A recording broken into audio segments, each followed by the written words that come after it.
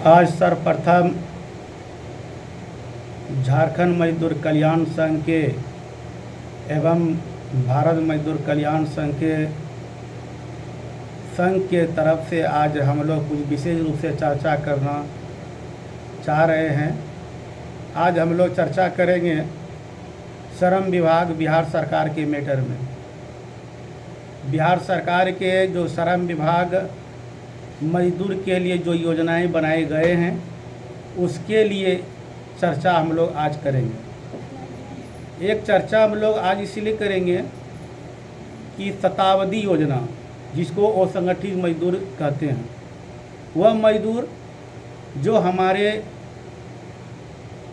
श्रम विभाग में निबंधित मजदूर नहीं है, वह खेतिहर मजदूर है, वह मजदूर जो कि 90 दिन से कम काम करते हैं, उसको हम लोग सरकार के द्वारा असंगठित क्षेत्र में माना जाता है। 18 से 65 वर्ष के मजदूर इसमें योजना के पात्र होते हैं।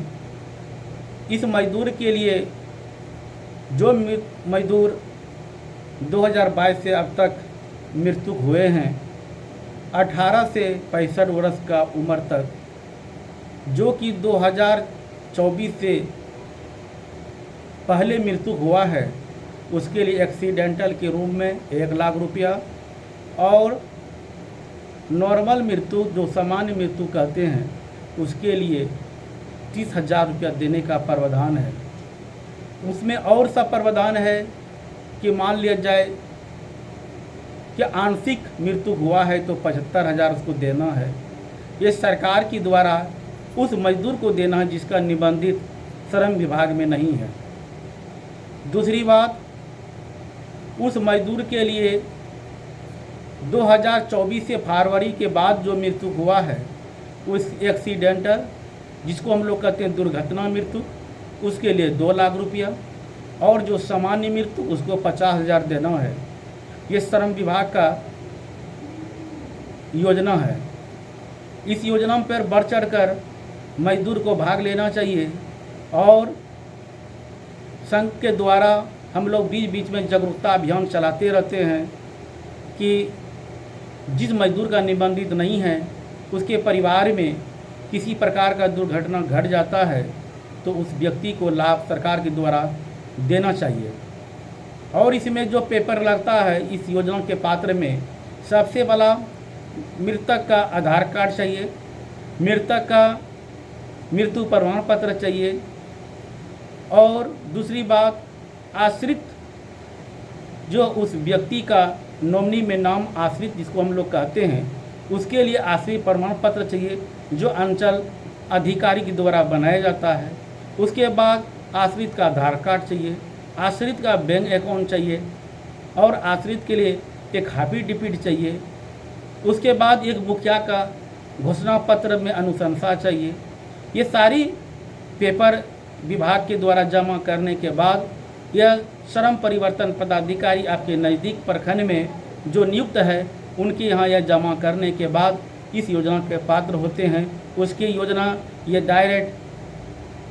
ये योजना श्रम परिवर्तन पदाधिकारी अनुशंसा करने के बाद ये लेबर सुपरिटेंडेंट जो हम लोग श्रम अधीक्षक जिला में होते हैं उनके द्वारा डिस्ट्रिक्ट मजिस्ट्रेट जिसको हम लोग डीएम कहते हैं उनके पास जाते हैं। उसके बाद ये योजनाएं के लिए पटना जाने के बाद वहाँ से इसका पेमेंट उन आश्रितों के अकाउंट में क्रेडिट होता है। इसलिए आप लोग जितना भी मजदूर भाई हैं, आपके नज़दीक में जो भी हैं, इस पर ध्यान दें, इस योजना का लाभ उठाएं। जिस मजदूर का ऐसा नहीं कि जिस मजदूर का निबंधित नहीं है उसको योजना का लाभ नहीं मिलेगा, ऐसा बात नहीं है। इसमें और सब योजना है, छात्रवृत्ति योजना है और इसमें किसी प्रकार का बीमार 40 दिन तक हॉस्पिटल में रहते हैं तो उसमें 40,000 से 50,000 तक इसमें निबंधित के बिना मजदूर को भी लाभ मेडिकल का दिया जाता है।